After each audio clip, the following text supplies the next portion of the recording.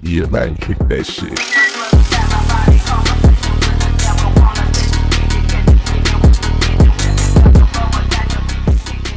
Kali ini kita akan melanjutkan cerita yang kemarin.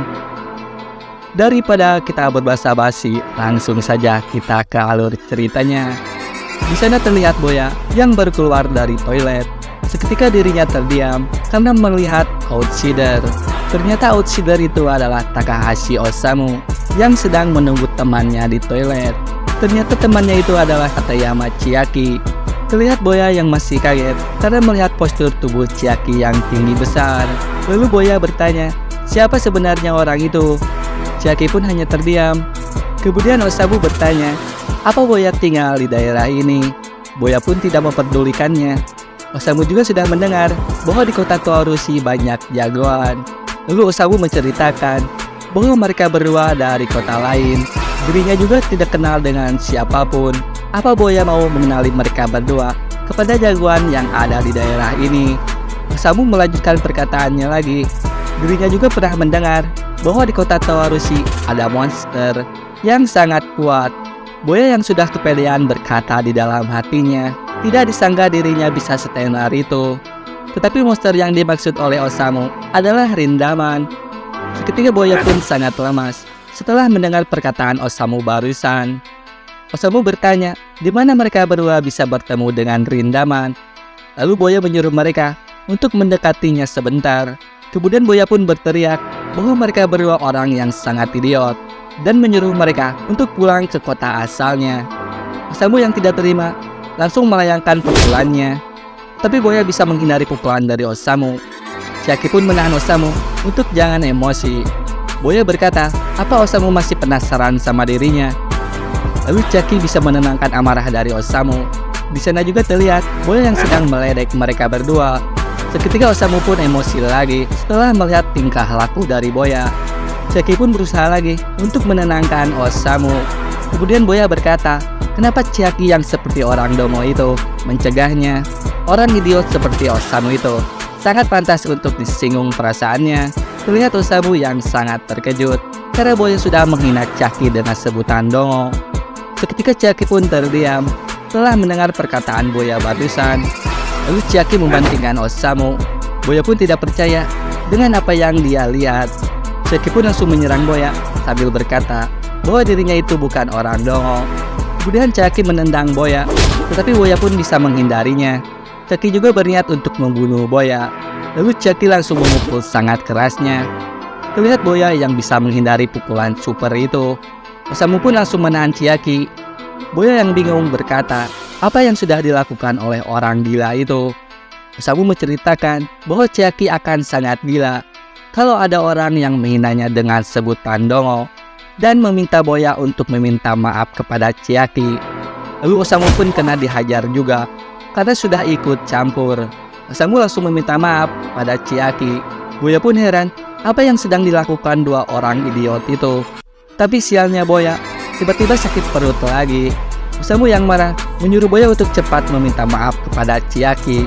Lalu Boya pun meminta maaf karena dirinya harus ke toilet dulu. Ternyata tisu yang ada di toiletnya sudah hampir habis. Di sana terlihat Chiaki pun lebih tenang setelah mendengar Boya yang meminta maaf kepada dirinya. Kemudian mereka berdua pun cabut dari tempat itu. Osamu yang masih terkejut dengan kejadian barusan berkata di dalam hatinya bahwa Boya dengan sangat mudahnya bisa menghindari pukulan Osamu dan tenangan dari Chiaki. Bagaimanapun Boya bukan orang yang sembarangan. Di sana terlihat Hiromi yang sedang menceritakan kepada Pon bahwa Boya Harunuchi sudah membantai pemimpin dari geng Extreme Dragon yaitu Arita. Di tempat lain terlihat murid dari sekolahan Kurosaki yang bernama Tamotsu sedang dihajar oleh seseorang. Ternyata orang itu adalah Takahashi Osamu.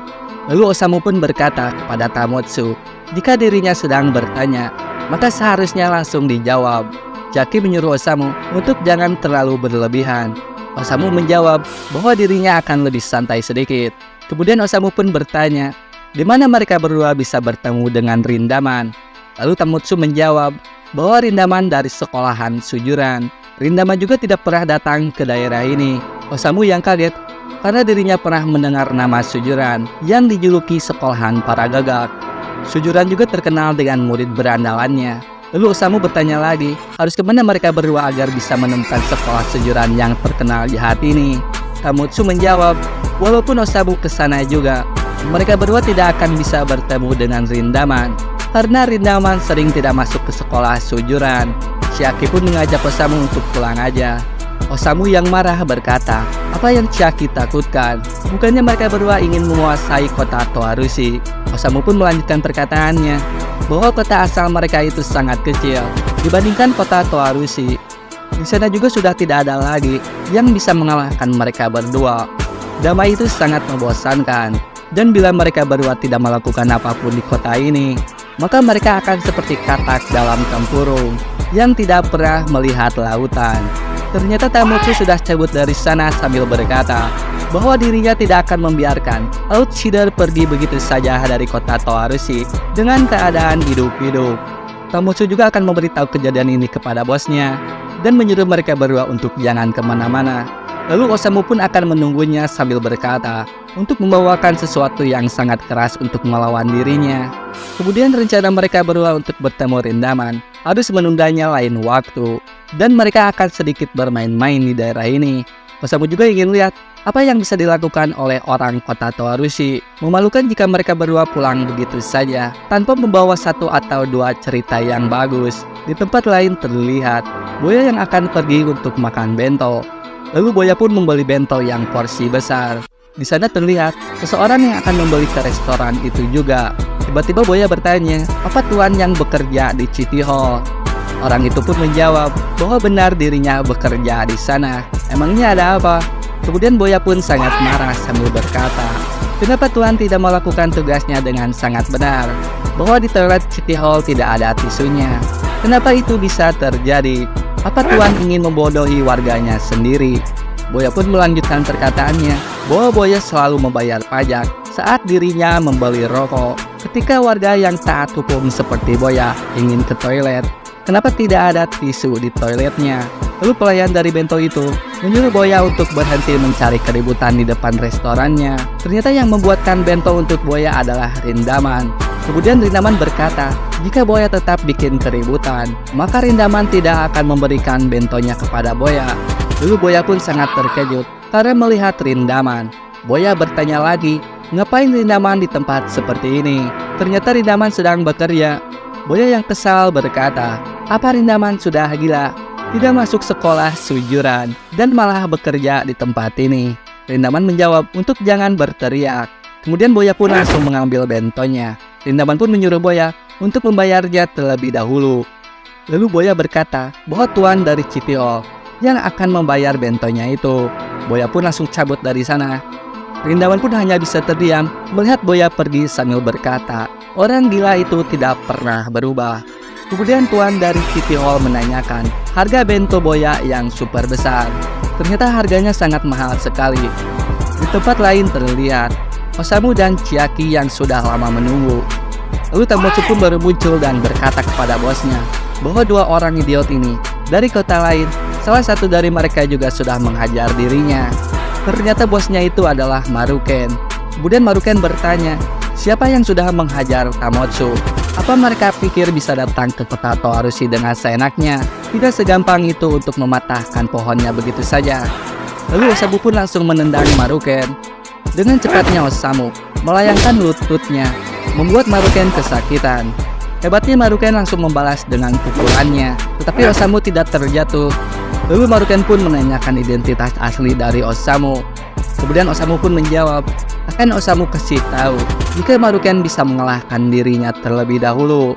Maruken pun tersenyum sambil berkata, kedengarannya itu akan menjadi sedikit menyenangkan. Di tempat lain terlihat Boya yang akan memakan bentonya. Seketika Boya terdiam karena melihat tulisan idiot di dalam makanannya. Ternyata Rindaman yang sudah menulisnya menggunakan mayones.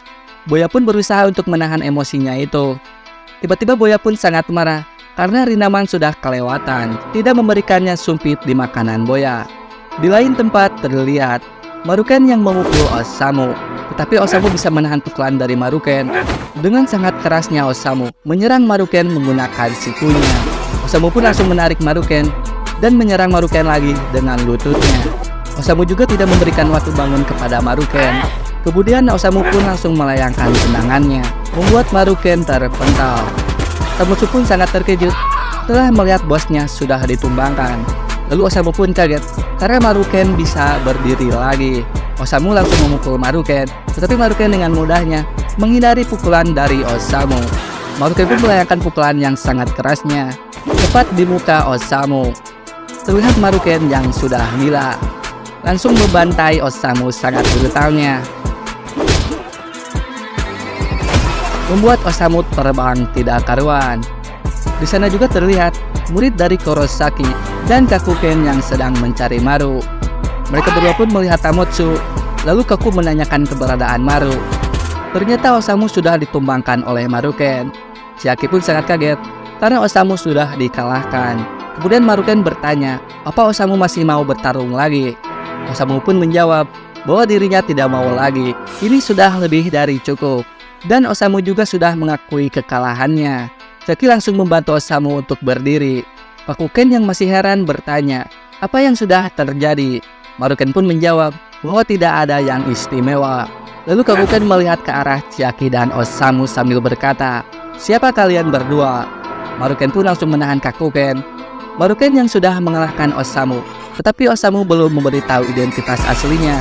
Kemudian Maruken bertanya, dari kota mana kalian dan siapa sebenarnya kalian berdua?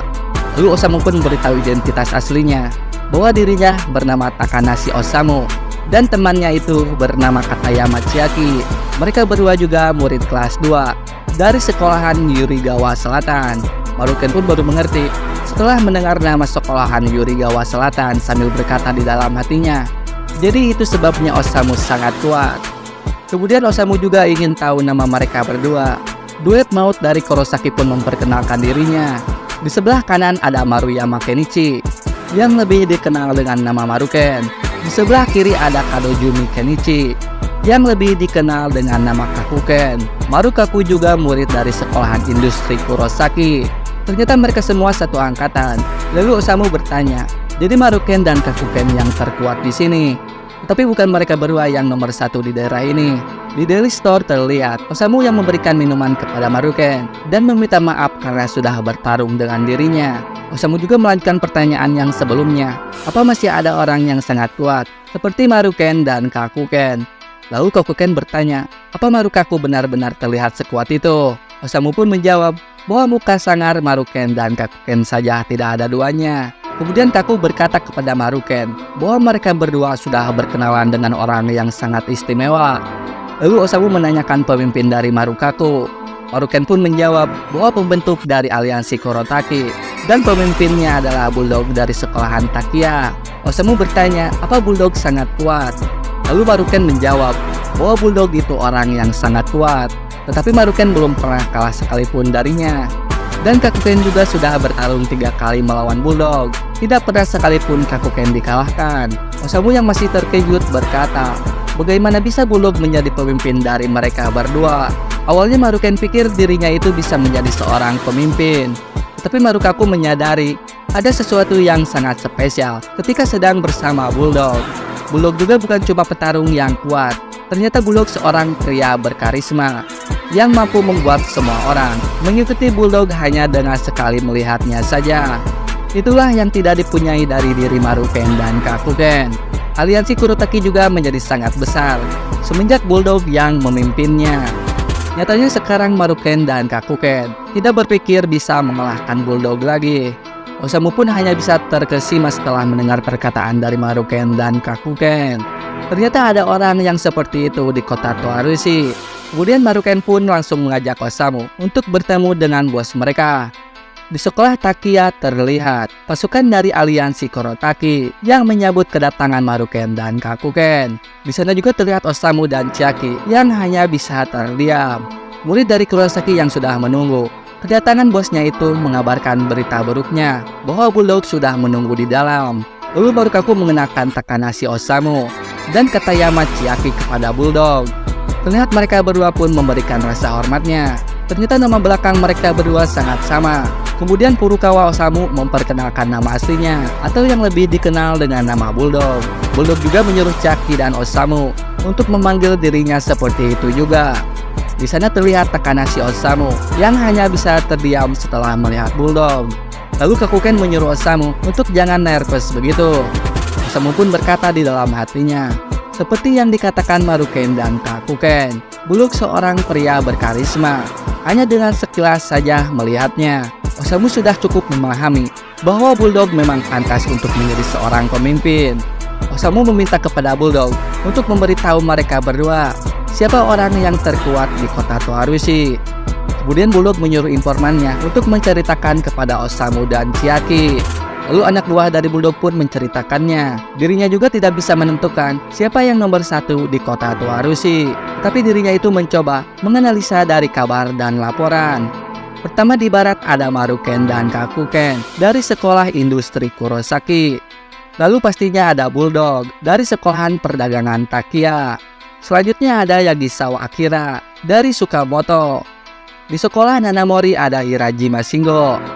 Setelah itu ada Sugi Ryuhei dari sekolahan Aida yang sedikit populer. Kemudian di timur ada sekolahan yang paling mengerikan, yaitu Sujuran High School. Orang yang menguasai Sujuran adalah Boya Harumichi. Dan Boya juga punya pasukan bayangannya, yaitu trio Ebijuka. Di antara mereka bertiga, Makoto Sugihara lah yang paling kuat. Jangan lupakan juga bahwa di Sujuran ada monster yang paling mengerikan, yaitu Rindaman. Rindaman juga paling terkuat dalam sejarah sekolahan yang pernah ada di kota Toarushi.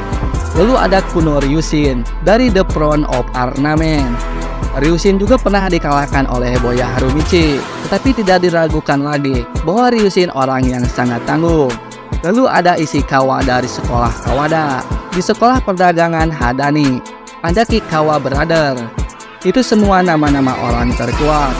Anak buah dari Bulldog pun selesai memberitahu informasinya kepada Chiaki dan Osamu.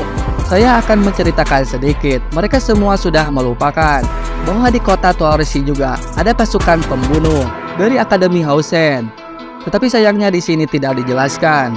Kemudian di sana terlihat murid dari Kurosaki yang memberikan kabarnya kepada Maruken dan Kakuken bahwa Yugisawa dari Sukamoto dan Hirajima dari Nanamori sudah beraliansi. Mereka juga berusaha untuk menyaingi aliansi Kurotaki. Marukaku pun sangat terkejut. Kakuken langsung menanyakan hal itu kepada Bulldog. Lalu Bulldog pun menjawab bahwa tadi malam Yugisawa dan Hirajima sudah mengajar 4-5 orang pasukannya. Mereka juga sudah menyatakan perang dengan aliansi Kurotaki.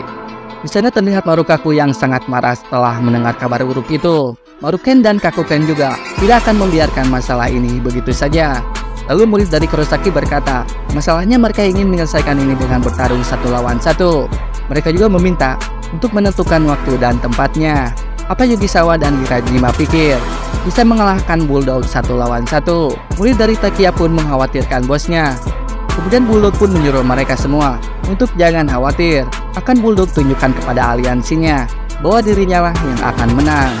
Di malam hari yang begitu indah, terlihat Osamu dan Chiaki. Osamu pun bertanya kepada Chiaki bahwa Bulldog orang yang sangat keren. Chiaki menjawab, Bulldog juga tidak takut dengan siapapun. Lalu mereka berdua sudah menjadarinya hanya dengan sekali saja melihat Bulldog. Dan mereka sudah bisa menilainya. Bulldog juga seorang pria yang berkarisma. Osamu dan Chiaki pun berpikiran bahwa Bulldog akan menguasai kota Toarushi. Seperti prediksi Osamu, nantinya Marukaku dan Bulldog akan membuat nama aliansi Kurotaki menjadi sangat terkenal. Kemudian Takanashi Osamu dan Katayama Chiaki akan meminjamkan kekuatan mereka berdua untuk mendukung aliansi Kurotaki untuk mewujudkan mimpi itu menjadi kenyataan. Lalu ada seorang lagi yang terikat hubungan pertemanan, dan Bulldog juga sudah mempercayainya. Ternyata teman Bulldog itu adalah Boya Harumichi dari Sujuran. Setelah mengalami hari yang sangat buruk, Boya pun tertidur di bawah langit yang penuh bintang. Sekarang Boya pun lagi bermimpi dengan sangat indahnya. Sampai di sini dulu alur ceritanya.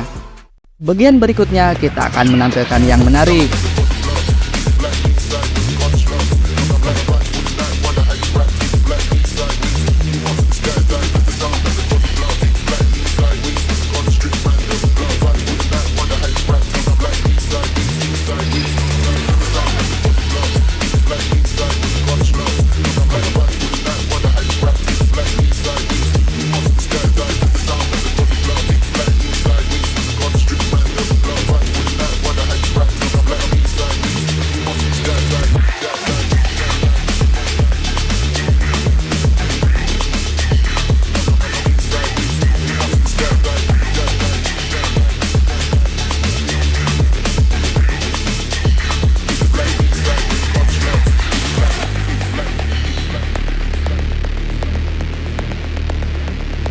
Terima kasih sudah menonton dan sampai jumpa.